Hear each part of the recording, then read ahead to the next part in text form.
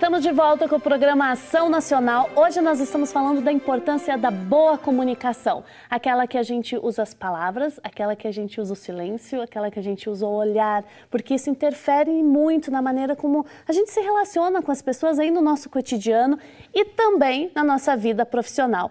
A Ana Lúcia Espina, fonoaudióloga, doutora em Ciências Médicas pela Universidade de Campinas, está aqui no nosso estúdio hoje. Ana, falamos de muitas coisas já no nosso programa, de muitos aspectos importantes para a nossa comunicação. E a gente vai de novo para um VT com a Camila, nossa repórter. Vamos ver. Eu comprei essa jaqueta que eu achei a sua cara. Eu tenho certeza que você vai amar. Nossa, que jaqueta bonita. E aí, você gostou da jaqueta? Não, eu gostei. É que eu não costumo muito usar jaqueta, mas eu gostei sim. Tá bom. Pois é, Ana, a pessoa ganhou presente, mas achava que conhecia quem iria presentear, mas não conhecia. E aí, como é que a gente resolve esses apertos do dia a dia? Esse aperto é um aperto muito delicado, porque a gente quer ser sincero e espontâneo. Eu acho que numa situação dessa, que a Camila representou muito bem, eu acho que vale aí a intenção do outro em te presentear. Eu acho que fica a gratidão pelo presente e não, de fato, pelo objeto em si. Então, é muito bacana que a gente possa acolher um presente do outro. Mas me puxa um gancho, Simone, muito importante para dizer quantas vezes a gente acredita que está interpretando muito bem o outro e não está. Então, aí entra aquele questionamento do início do programa, como eu me vejo e como o outro está me vendo. Isso. E quantas pessoas começam a contar uma história do meio da história, achando que você está comigo na minha cabeça e que eu posso contar. Então a gente foi para lá? Lá onde? Então, roubando esse gancho aí, a gente tem uma impressão, muitas vezes, de que o outro pensa como a gente, gostaria do que a gente gosta e enfatiza isso como se a pessoa partisse do mesmo princípio de pensamento. Então, eu digo que vale mais a gente ser claro e explicar, nem que a gente reinvente a roda. Exato. Muitas vezes é melhor explicar ou conferir. Você sabe a respeito disso? Ou então, já falei disso com você? E situar o outro na comunicação do que começar a falar sem saber onde exatamente está. Ou se não, o que pode acontecer muito nas nossas famílias, lá na nossa casa, com os nossos filhos, ou no trabalho, a gente achar que o outro tem obrigação de ter entendido o que eu falei. Como que você não entendeu? Mas eu disse. E aí fica naquela situação delicada também, né, Ana? É muito interessante, porque houve duas situações muito pontuais nesses últimos treinamentos e palestras, enfim, onde um dos integrantes falou assim: então, Ana, às vezes eu pergunto para minha mulher, eu posso jogar futebol hoje? Ela fala, pode. E eu acho que eu posso. E tá tudo ótimo. Que tá tudo bem. E ela acha que eu li o pensamento dela de que eu não deveria ir, sendo que eu ouvi o pode. Bom, a gente muitas vezes ouve aquilo que nos é confortável, mas muitas vezes a gente não tem recursos para uma interpretação maior. Exato. Hoje também, Simone, a gente tem estudos que tem pessoas que não interpretam uma variação. Por exemplo, eu posso pôr isso daqui. Eu não acredito, ou então eu não acredito, uma, na intenção de ter mais interrogação, a outra mais raiva, e a pessoa não consegue, porque isso faz parte de uma interpretação muito substancial do cérebro. Ou seja, é uma característica. E aí, Ana, você tocou no futebol, que todo mundo já passou por uma situação assim, ou conhece, essa diferença entre o homem e a mulher. Como é que funciona essa compreensão dos fatos na cabeça de cada um? Nós mulheres temos uma diferença de percepção bem expressiva no cérebro e isso se dá pela maternidade. Quando um bebê nasce, você tem o seu filhote, eu também tenho os meus. Quando um bebê nasce, em muito pouco tempo a gente já consegue ler pelo choro se ele está sujinho, se ele está com fome, se ele está com coliquinha. Então a gente tem uma região interpretativa no cérebro nuances não verbais que são muito fortes. Para o homem isso não vigora dessa maneira. Isso não quer dizer que o nosso é melhor e o dele é pior. Isso quer dizer que a gente usa o cérebro para funções diferentes. Por isso que se eu chego em casa, né, eu sempre brinco, se eu chego em casa e falo para o meu marido, cortei o cabelo, ficou bom? E ele falar, ficou? Eu vou falar, como assim? Né? Porque a gente, como mulher, a gente precisa de, nossa, ficou lindo, ótimo, rejuvenesceu. A gente precisa desse canto na fala para ser enfático, porque a nossa percepção, ela de fato tangencia essas variações, essa expressão. Tem até alguns estudos que falam que a mulher não fala mais do que o homem, cada um fala diante do seu contexto necessário, mas que a mulher fala com muito mais ênfase comunicativa. Então é por isso que parece que a gente fala pelos cotovelos. Verdade. Ana, nessa questão da interpretação, o Rui Castro é um escritor, um jornalista. Ele recentemente lançou uma matéria e ele fala o seguinte, alguns dados do Ibope, Retratos da Leitura no Brasil. E nesses dados é o seguinte, Ana, 44% da população brasileira não tem o hábito de ler livros. 44% é muita coisa. E esse número não se alterou nos últimos 12 anos. Nossa. Apenas 33% dos brasileiros tiveram a influência de alguém para adquirir o gosto pela leitura. Quase sempre a mãe, o que não é mal. Mas por que também não citar o professor? Por que eu trouxe isso?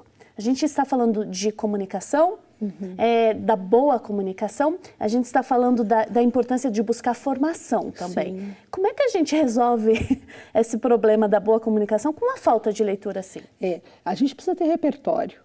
Uma pessoa, para ser interessante, ou pelo menos para ela ter um atrativo naquilo que ela faz, ela precisa ter repertório. O que é ter repertório? É se atualizar, é trazer novas palavras, novos termos.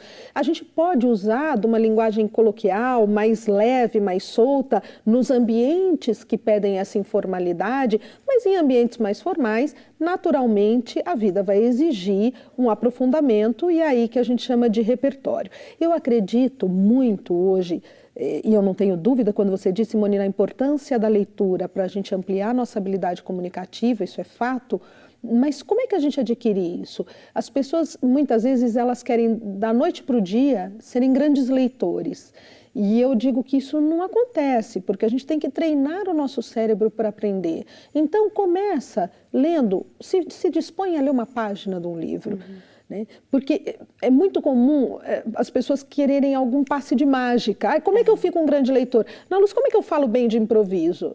Você vai falar de improviso só aquilo que você tem muita profundidade. Não dá para a gente falar de improviso aquilo que eu sei superficialmente. Uma boa cozinheira pode improvisar na cozinha, mas quem não é bom não improvisa. Vai ter que seguir o cardápio ali direitinho. Exatamente. Um bom médico pode improvisar, caso ele precise improvisar numa situação, num recurso cirúrgico, sei lá, mas a cozinheira não vai improvisar na cirurgia do médico, cada um vai improvisar naquilo que tem profundidade. Então, a leitura, ela nos traz essa profundidade, e essa profundidade, ela não vem nesse imediatismo. Eu acho que é essa a questão. A gente quer, de um dia para o outro, estar com um monte de repertório, com um monte de conteúdo, e isso é degrau a degrau, mas no final da escala desses degraus, a médio e longo prazo, isso vale muito a pena. Então, eu sempre digo, uma folha já está valendo tudo. Amanhã mais uma, enfim. E isso vale para tudo, porque, por exemplo, você acompanha as pessoas no desenvolvimento, na melhoria da dicção, da postura, da linguagem, mas nós temos alguns padrões de erros, cada um. De repente, o meu erro é falar muito com as mãos, né? Tem que segurar meu lado italiano aqui firme. O do outro é balançar a cabeça, não sei. Quais são os erros mais frequentes das pessoas? O que mais se repete? Eu acredito, Simone, e eu gosto muito desse tema, porque eu penso que em termos de erro, de falha comunicativa, o que mais pode se dar na nossa cultura é a questão do olhar. Na nossa cultura, quem quebra o olhar com o outro desconecta a comunicação. Ou então, se eu estou conversando com você e começo a olhar para o lado, para baixo, pode parecer que não é confiável aquilo que eu falo. Então, isso culturalmente para nós é uma falha. Por que eu digo culturalmente? Pro Porque brasileiro. Se você for para os países orientais, olhar muito no olho é falta de respeito. Opa. Então, isso tem toda uma condição muito particular de cada cultura. Agora, ao mesmo tempo, eu digo assim, eu tenho um pouco eu vou contar aqui para você, eu tenho um pouco de preocupação e de aflição com essas padronizações. Use gestos assim, faça gestos assim, não faça gestos, segure a mão aqui. Eu trabalho muito com candidato em fase oral de concursos, e aí os candidatos chegam e falam assim, eu tenho que ficar com a mão aqui? Eu falo, não, vamos ver quem você é. Porque a individualização da comunicação, cada um de nós tem a sua marca comunicativa. Se eu falar para todo mundo segurar aqui, então vai parecer que ter gestos é um erro. Não, para algumas pessoas segurar aqui vai ser bárbaro. Para outras pessoas, falar com o gestual vai ser riquíssimo. Gestos muito amplos atrapalham, né? E aí a gente pode falar, ó, vamos tentar reduzir, mas sempre fazendo essa pessoa se perceber. Porque eu vou te contar, às vezes a gente vê pessoas com gestos amplos e que são grandiosas também naquilo que fazem, naquilo que levam e enfatizam, no que dizem. Então, é muito legal que a gente possa ter na comunicação uma autopercepção. E hoje a gente consegue isso com qualquer celular que filma. Você se filma fazendo uma pequena apresentação, você se filma fazendo uma pequena entrevista, você pede uma referência para uma pessoa da sua confiança, de como estão os seus gestos. O importante é que você tenha consciência que tudo isso comunica. Exatamente, tenha consciência e tenha humildade, né, Ana? Opa. Porque para falar de comunicação, e aqui nós estamos falando de melhorar a nossa comunicação, todos. Essa humildade tem que ser a base de tudo. Eu acho que a grande alegria da vida é a gente saber que a gente sempre pode ter coisa para melhorar. Então... E o brasileiro, tem alguns estudos de feedback, que o brasileiro tem um pouquinho de dificuldade. Diz, quando você dá um feedback, você chama alguém para dar um feedback, depois que você dá o feedback, você tem dois. Porque você não resolveu aquele problema e a pessoa sai de bico. Né? Exato. Então, eu tenho tido a oportunidade de fazer um trabalho de desempenho comunicativo só relacionado ao feedback. Olha. Por quê?